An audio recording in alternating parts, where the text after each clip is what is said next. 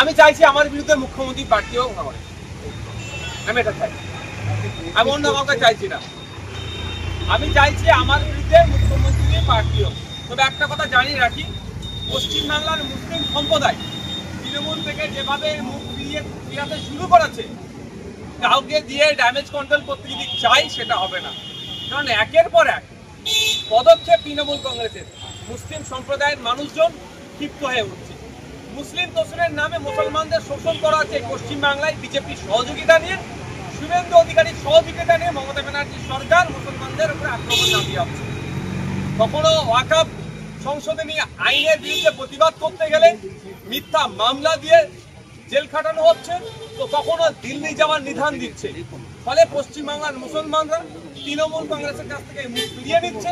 কাউকে নিয়ে এসে যদি মনে করে এই ভাঙাবাদ জোড়া লাগাবার চেষ্টা হচ্ছে, সেটা বৃথা হবে।